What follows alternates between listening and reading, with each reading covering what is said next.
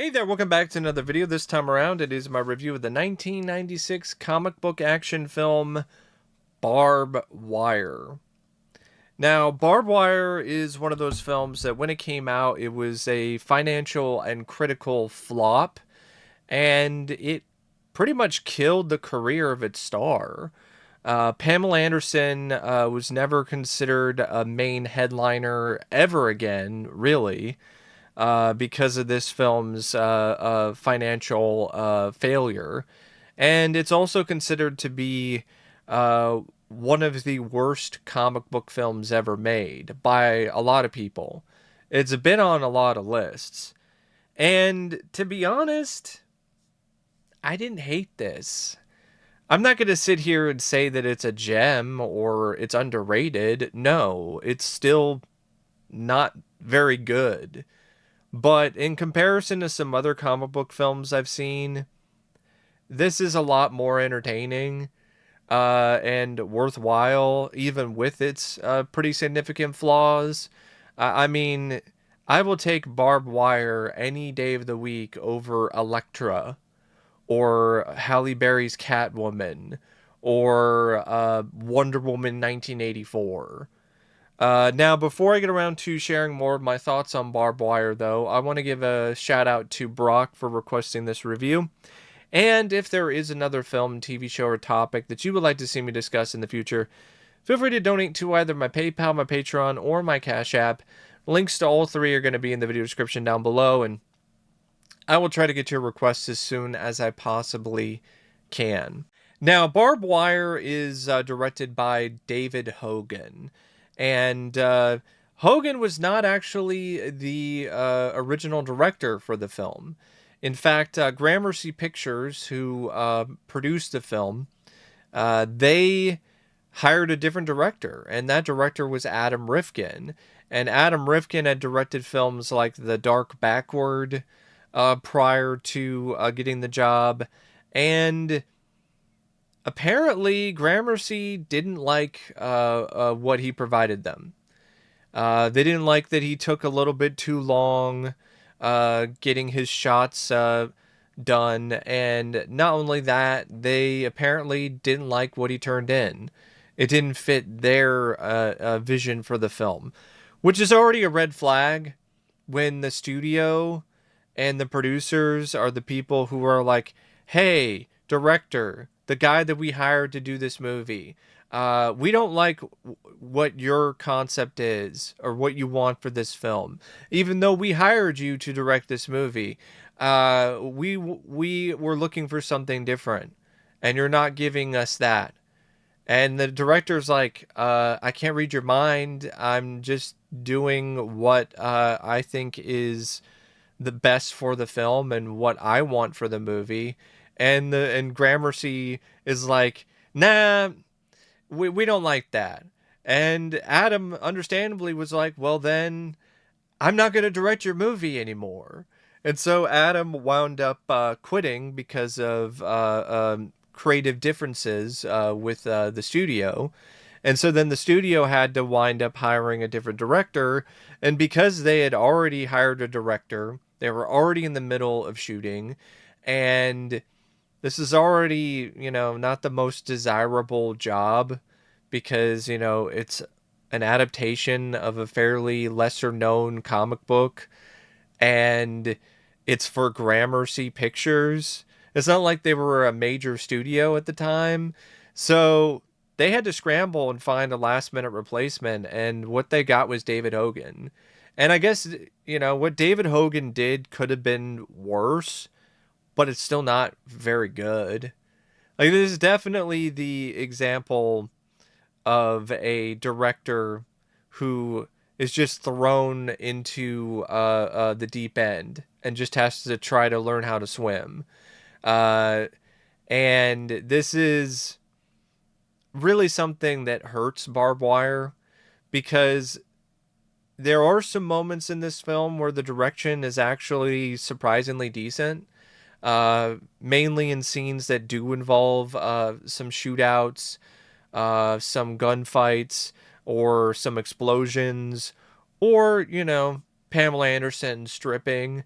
But when it comes to any other type of sequence, a scene that's trying to create a certain mood or atmosphere, a scene that's trying to be uh, balancing different types of tones throughout the given scene, or a sequence that's trying to be more dramatic or a little heavier in terms of its subject matter, it really falls flat.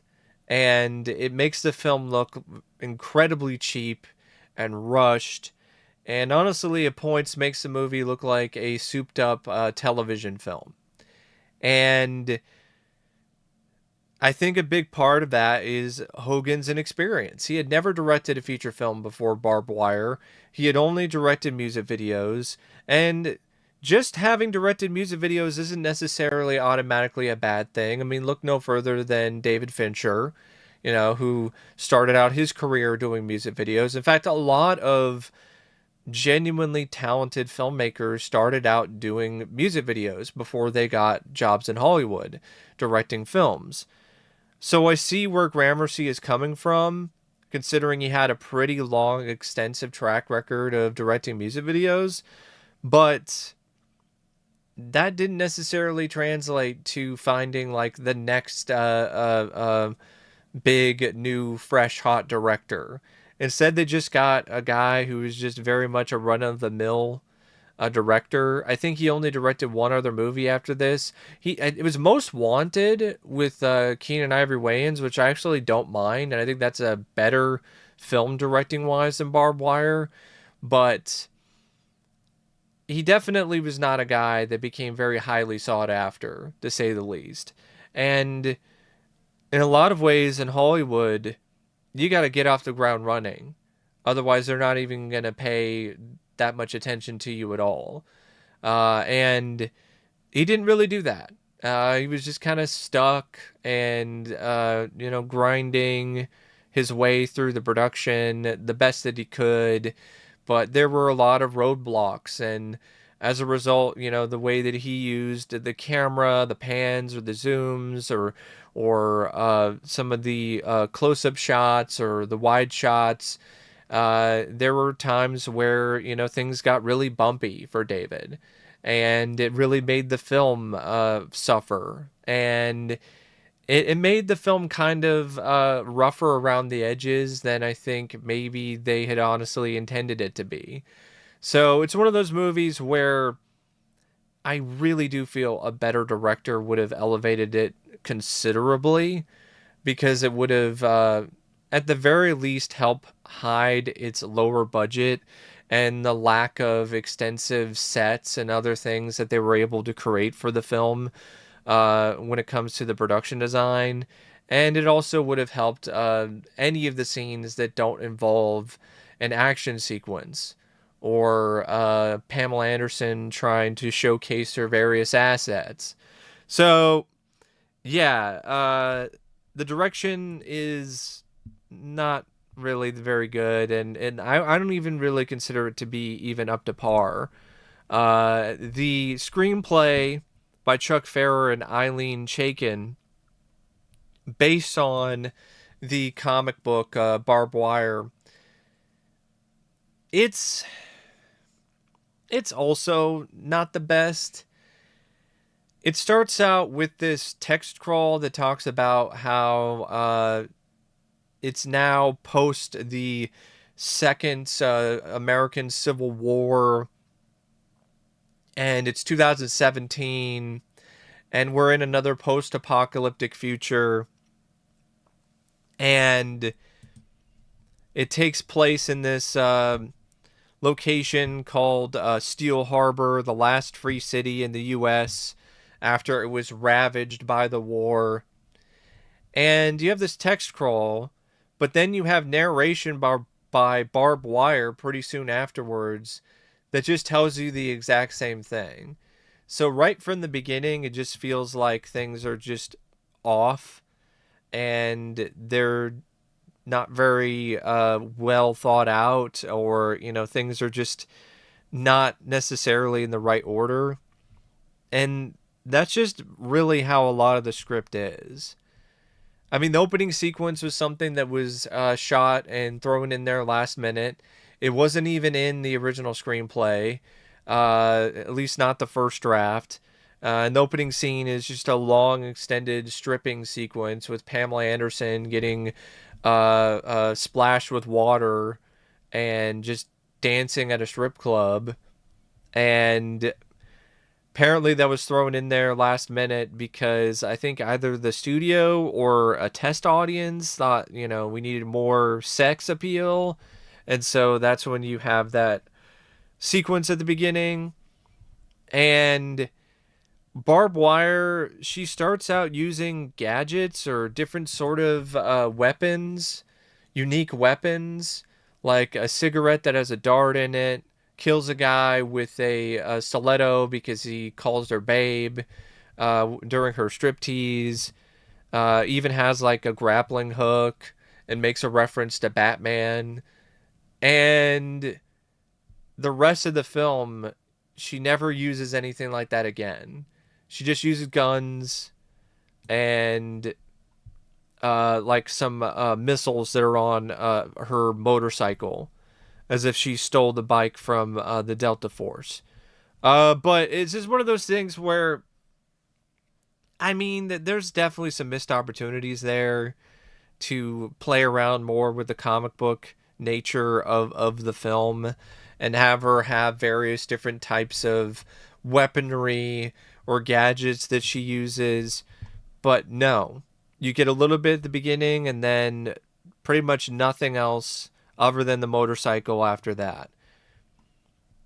And Barb Wire, there's too much of the film where Barb Wire is just not getting involved with anything. You have like the opening scene of the strip club. She kills a guy with a stiletto, kills this other guy with a cigarette, and she does these little jobs to make money to help keep the doors open at her bar.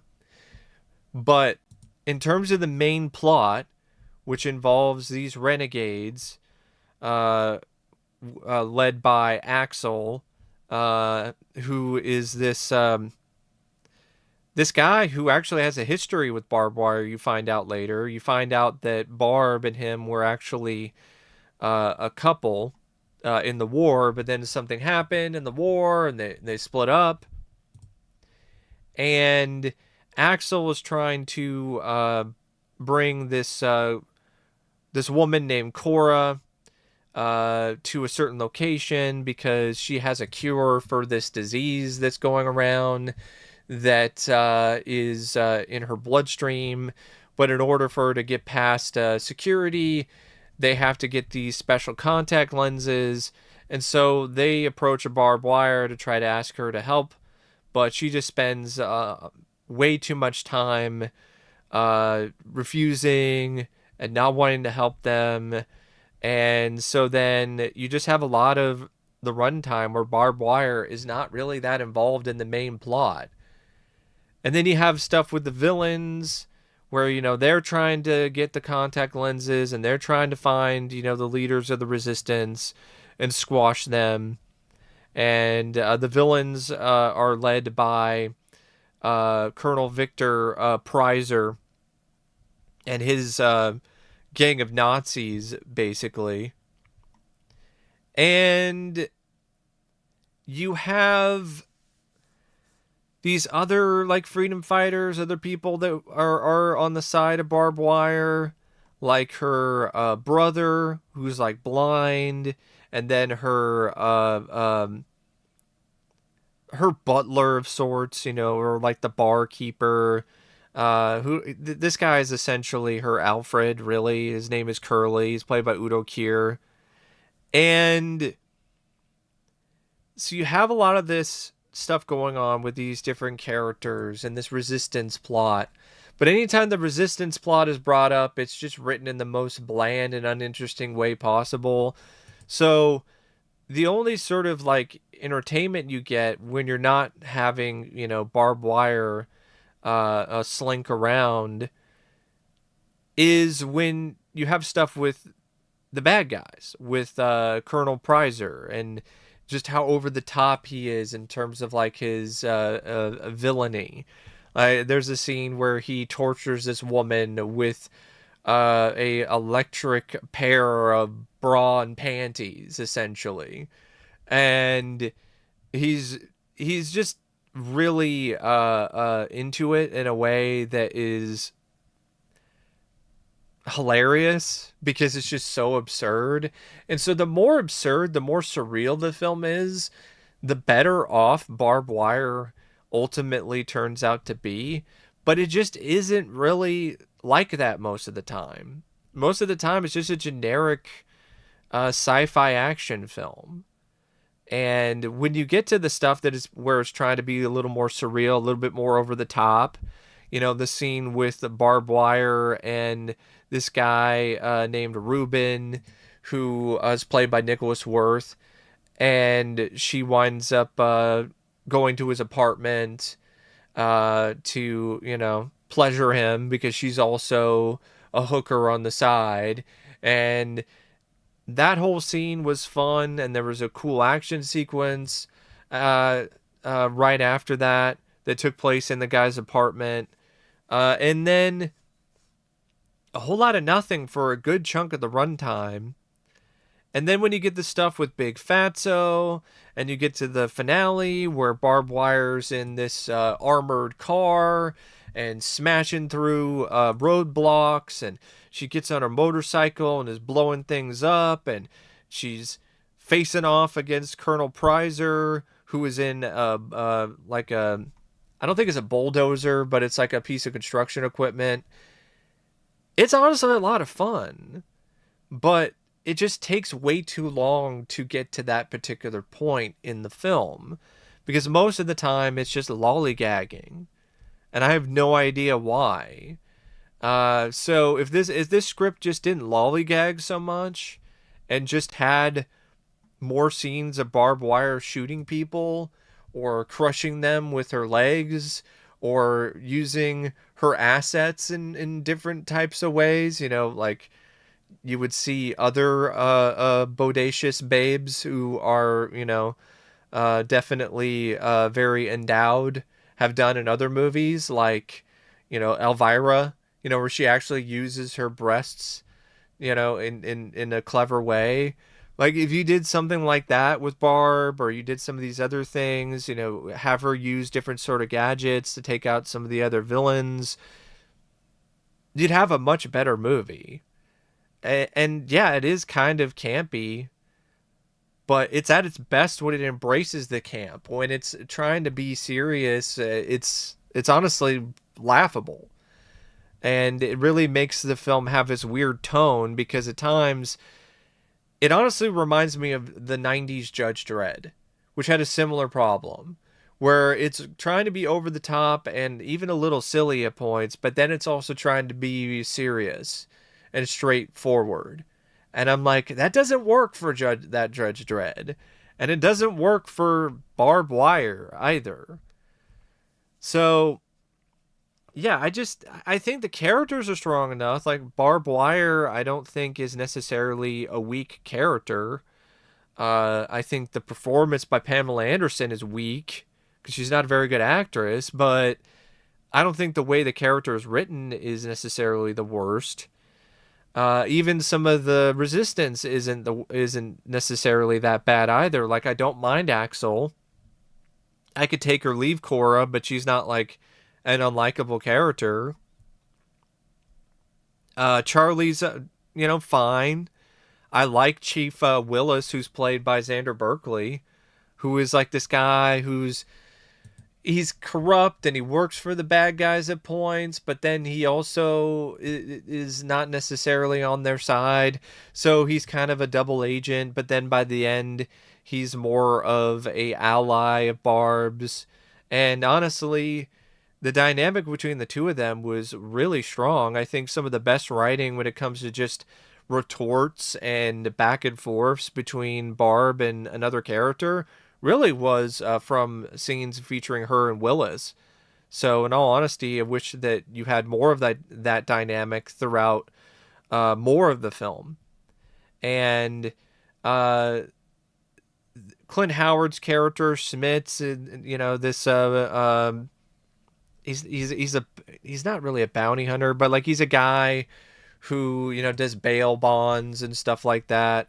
Um, and so he hires bounty hunters, but then he doesn't always pay them, and or he doesn't pay them as much.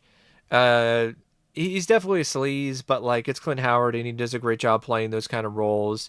And Steve Railsback is his character, the villain, the main villain, Colonel Prizer. I thought that was also another character that was fairly well fleshed out when it comes to the screenplay. Definitely gave Railsback a lot to work with when it comes to his performance. And like I said, I don't mind the setting of it in Steel Harbor and, you know, in this post-apocalyptic future. I don't mind the idea of it doing a gender bent version of Casablanca. You know, that's kind of unique and interesting. It's just not that well executed in the end. Like it's just in a lot of ways the screenplay honestly represents like an ill-fitting outfit. And there are some outfits that Barb wears in this that, you know, aren't necessarily the best fit for her. And that's definitely how I feel about this screenplay. It is. It's like an ill-fitting outfit that you would see Pamela Anderson wear for like a scene or two in the film. But at times, you know, it kind of works. It kind of cooks, so that's why it's not entirely, you know, a massive faux pas, so to speak. But it's definitely one of those things, though, where most of the time, though, the film is rather ill-fitting when it comes to its fashion.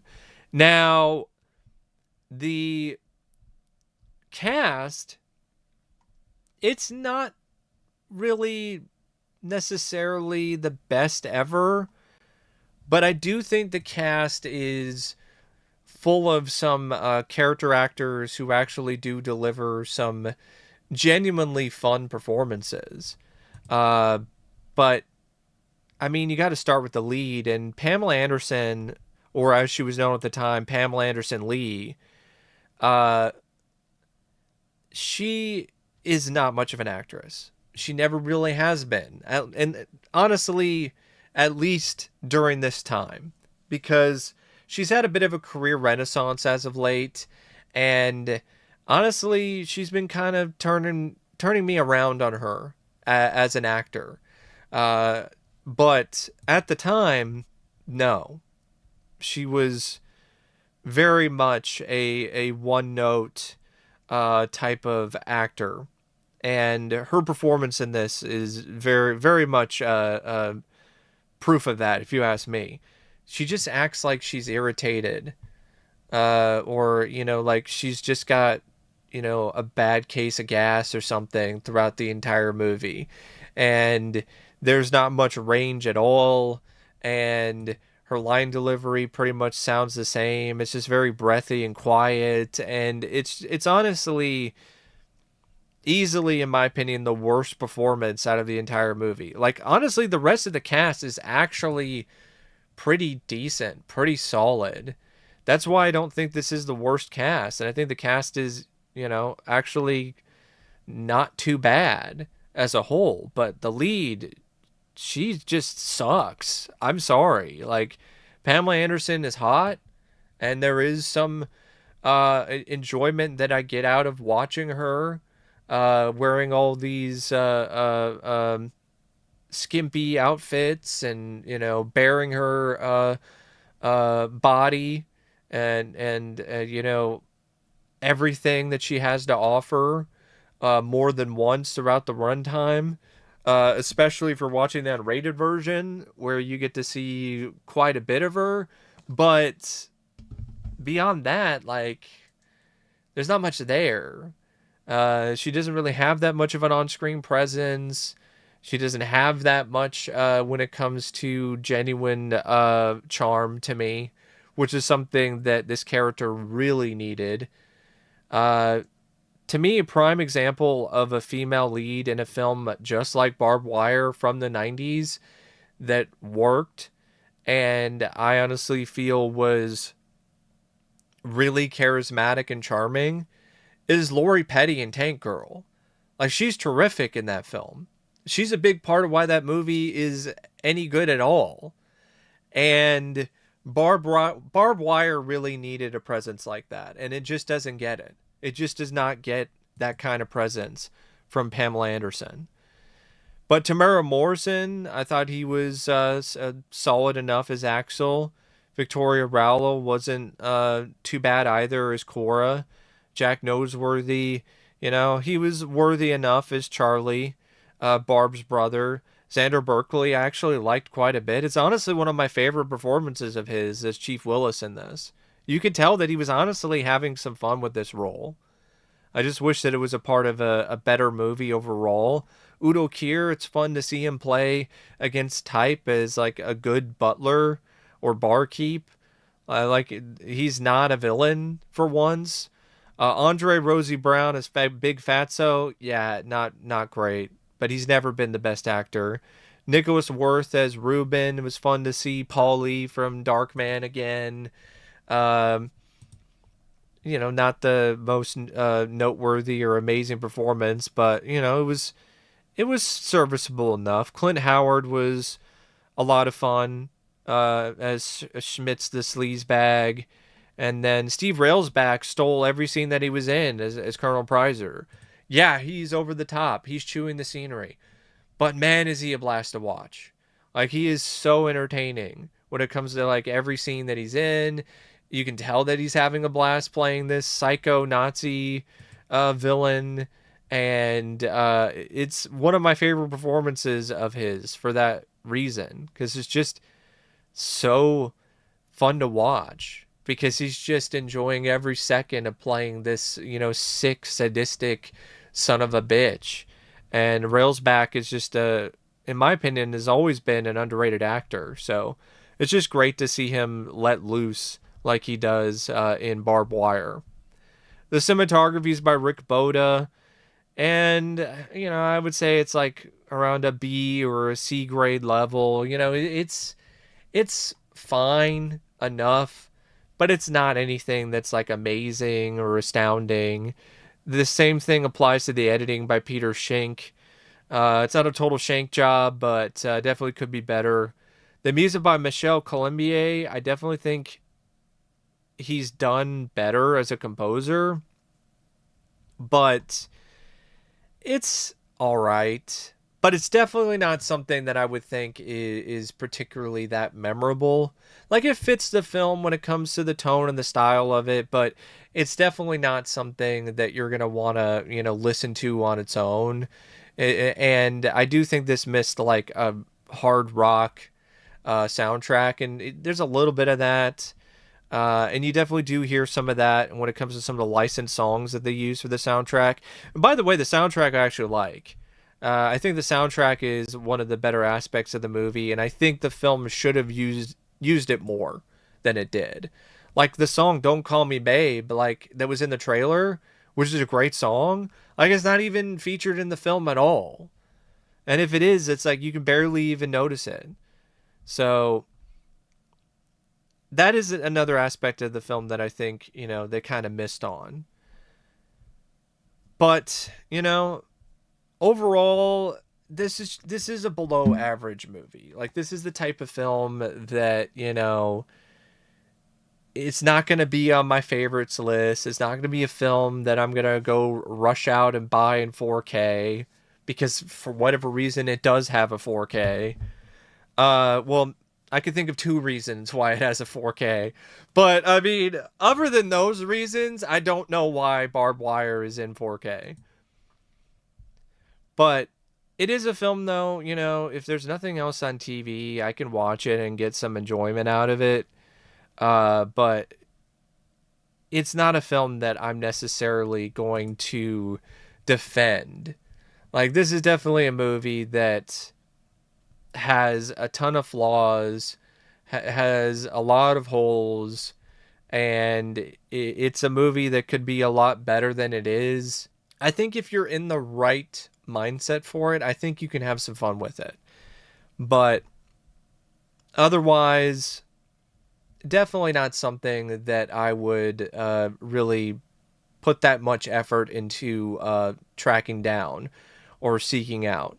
But that's my thoughts on Barb Wire. And as always, thanks for watching, and I'll see you later. See ya.